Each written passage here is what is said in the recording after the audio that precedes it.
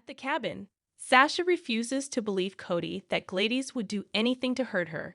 As they argue, a car pulls up. Sasha hides, and it turns out only to be Dante and Sam.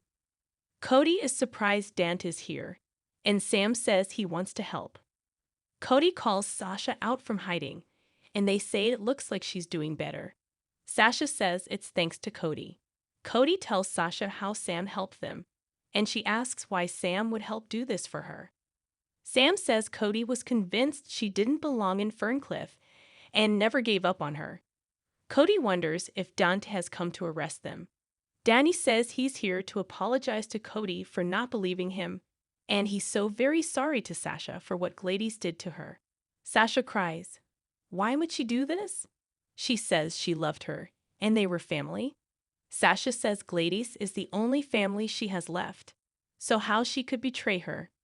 Dan says Gladys is a weak person, and she put herself in a difficult spot. Cody explains how he really knows Gladys through Selena's games, and she was using Sasha's money to pay her debts. Sam says Gladys had to stay in control of her finances to repay her debts, and Sasha realizes that's why Gladys tried to convince her that ending the guardianship was a mistake. Sasha cries that Cody tried to tell her about Gladys so many times, but she refused to listen. She asks what they'll do now that they are escaped fugitives. Sam says the four of them will figure this out. Cyrus is summoned to the Pentonville warden's office. The warden is furious with Cyrus for hanging her out to dry and declares he's going to pay for it. The warden says he was supposed to provide her with information on Sonny's deal with Pikeman, and the FBI ended up with nothing, and it's his fault.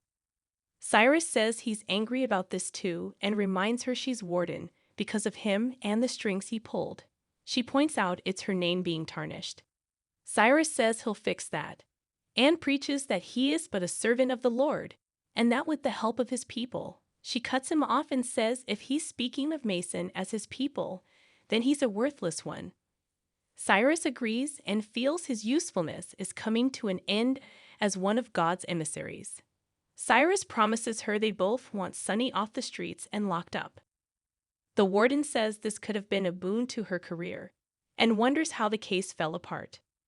Cyrus suggests she find that out herself, but she won't put herself on the chopping block for him.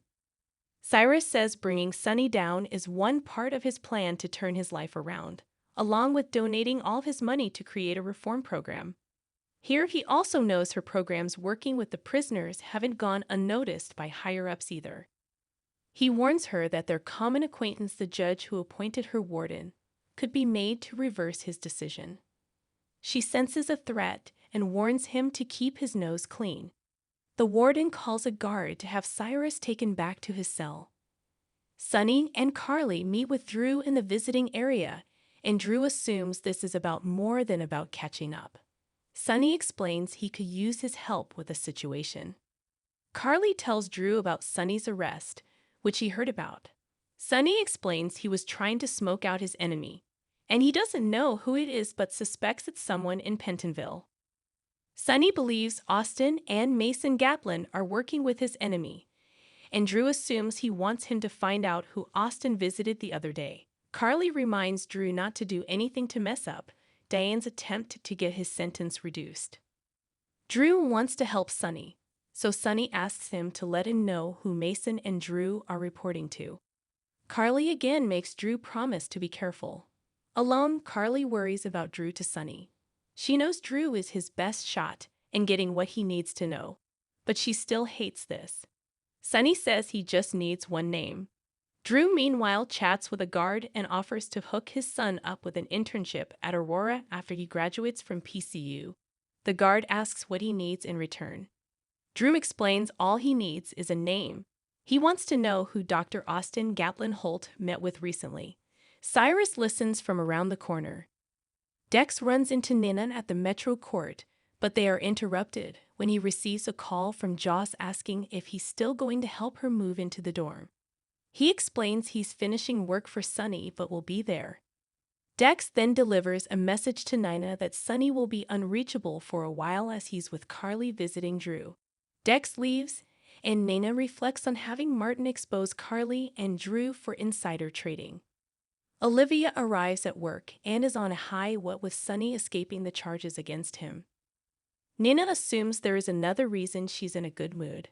Olivia tells her about the visit with Eddie to his music studio with Leo and how they had a great time. As she sings Eddie's praises, Nina points out she's not calling him Ned. Olivia says pushing Eddie away and wanting him to be Ned wasn't working.